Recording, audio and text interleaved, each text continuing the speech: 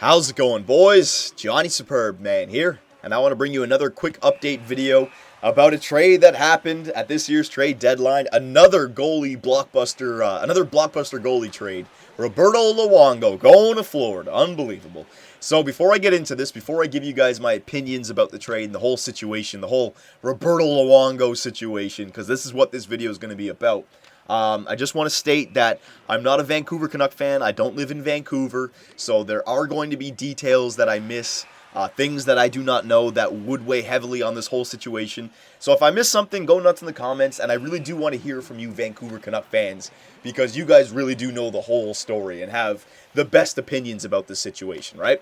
So, let's just get the basics out of the way. Luongo to Florida for Jacob Markstrom, Sean Matthias, and Stephen Anthony. Vancouver also holds 15% of Roberto Luongo's contract, which to me seems like the biggest factor in this whole saga that's been going on for 3 years, you know? That huge contract that the Vancouver Canucks signed Roberto Luongo to. Remember, the Vancouver Canucks, you know, they're to blame for that contract. So, to me, that contract was the big factor, but this is not something that just happened like a year ago, not 2 years ago. To me, this whole Roberto Luongo thing has been going on ever since the Game 7 loss in Vancouver to the Boston Bruins to lose the Stanley Cup. It started building right there, you know.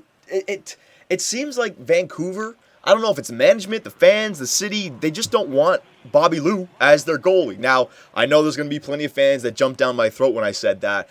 I know there's Vancouver fans out there that loved Roberto Luongo, that want Roberto Luongo as their starting goalie. I realize that, right? But just the general feeling that the league has when they see how Roberto Luongo is treated, that's all I'm saying. It just seems like he gets slapped in the face over and over again. And all he's done is win gold medals and Stanley Cup final appearances and President's trophies and been a consistent playoff a team that makes the playoffs every year with the Vancouver Canucks. Vancouver Canucks have been one of the better teams in the NHL over the last, 7 years, 6 years, however long Roberto Luongo has been there, right? So it just seems like he's just being disrespected over and over again. It started with that Stanley Cup loss, and it seemed like ever since that Stanley Cup loss, it was like, all right, the old dog, Roberto Luongo, we want him to start moving out, and we want to start grooming our new dog, Corey Schneider, right? It was like, as soon as that Game 7 loss, it was like, Corey Schneider is now our goalie.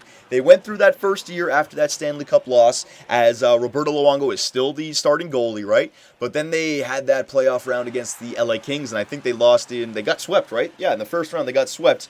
And I believe they played Luongo in games 1 and 2, but then they went to Schneider in games 3. So now they gave Corey Schneider a big-time start in the playoffs, right? So there was another step. Then, the year after that, that's when it really culminated. The Vancouver Canucks, they basically just told everyone, Corey Schneider is our starting goalie. Another slap in the face to Luongo, right? The first-round exit sucks, but, it happens. It's hockey. You still made the playoffs. You still had a good year. And what happens the next year? Corey Schneider is made the starting goalie. And the Vancouver Canucks, they don't even trade Luongo. This was Mike Gillis's fault, holding on to him, hoping for the world back for Luongo, right? They're trying to move this goalie out and expecting to get, a grade A prospect, a first-round pick, right? I remember last year, there was talks about Luongo going to Florida. I guess the finances weren't there. There was talks about Luongo coming to Toronto. I remember that. All right, but I guess Gillis just didn't want to pull the trigger. They ended up passing the trade deadline, having both goalies once again. So, the drama just compounded year after year. We get up to the draft of last year, the playoffs. They lost against the San Jose Sharks, right? So another first-round exit. And they used Corey Schneider this time, but another first-round exit. And what happens at the draft? I guess they just figured they can't move Luongo, so they move Schneider. They trade away Corey Schneider for Bo Horvat, giving the starting job back to Luongo. So it's like, thanks for taking us to the cup. Thanks for the President's Trophy. But we want this young guy. Oh, well, we can't trade you because we want more back, so we're just going to sit you on the bench. Now we traded that young guy because we couldn't trade you because your contract sucks. So now we need you to play like a starting goalie again. Right? It's just like slap in the face over and over again to this guy. So, to me, it's the Vancouver Canuck management has completely just cluster fuck this whole thing. They messed this whole thing up. if you want to judge Gillis on this thing, I mean, just judge Gillis. If he's a general manager, you can judge a general manager by the trades that he makes, the assets that come in, the assets that go out.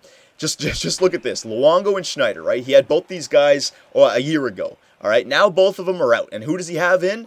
Bo Horvat, Markstrom, Matthias, and Steven Anthony. Those are the 4 players that he has got back for Luongo and Schneider going out the other way. I mean, a year ago, Gillis was saying that he's got 2 elite goalies here and he wants to get good fair value back. And a year later, he gets Bo Horvat, Bo Horvat looks like he's going to be a good player, top-notch prospect, drafted, 9th overall or something.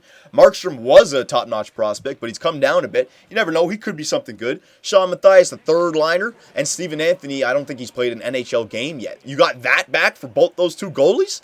I mean, that's all Gillis' fault right there. I don't care what the circumstances are. I don't care what details I may have missed. When you look at it just on paper like that, those 2 players for those 4 players, no first round. I mean, sorry, I take that back. They got the first round pick for Horvat, but I mean that's just not enough right there.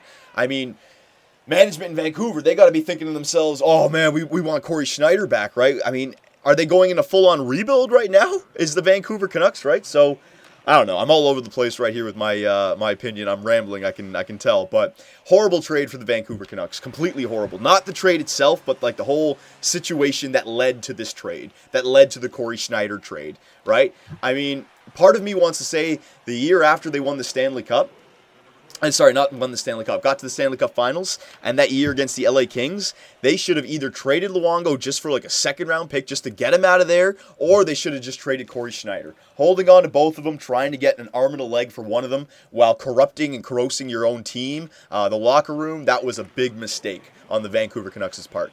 When we're talking about the trade, the Luongo to Florida trade, I mean, it's a great trade for Florida. He can play there. He can play out the rest of his career there. They now have a rock in net that they can build around, right? And it's also a name. Florida, hockey might not be the most popular thing in Florida, but now with a guy like Roberto Luongo down there, people who are down there in Florida visiting, hey, let's go watch some hockey for, some cheap tickets, and we get to see Roberto Luongo play. That's a sell for Florida. So I think it's a great trade for Florida. Horrible trade for the Vancouver Canucks. Unbelievable, right? And this... It's very interesting because it opens up the offseason question. People are talking about Ryan Kesler being traded at the trade deadline. He might even be traded right now because I'm trying to hurry this up so I can watch the trade deadline. But I can see that happening. But come the offseason now, if you've given up Ryan Kesler, you've given up your goaltenders, are the Vancouver Canucks a full-on rebuilding team now? And if that's the case, are the Sedin twins safe? I mean, and I'll put this question to you Vancouver fans. Do you want the Sedin twins to be safe? Because I mean, if you are going down that full-on rebuild path, which it looks like you're doing now, the Sedin twins are just not a fit. And I know what you guys are going to say. Well, they got to retire here. Trust me. Captains, they eventually leave the team if you hold on to them for too long. Look at Sundin. He left Toronto. Iginla, he left Calgary. Oh, man, Alfredson. Alfredson left Ottawa, right? I mean, it's beneficial for the team if you trade him. I don't think you can trade him at the trade deadline. That's way too much salary cap. You're going to have to trade him in the offseason. But, I mean, is it full-on rebuild time for the Vancouver Canucks? I want to put that to you guys, all right? So, there you go. There's my opinion about the trade. I think the Florida Panthers, they got a steal out of this one. They got a good goalie, and really, what did they give up? I mean, it was almost like Gillis was just like, fine, I'm not going to get anything back. This has been something that's been going on for a year. Just get him out of here. Get that contract out of there. We don't want to pay it. Just do it.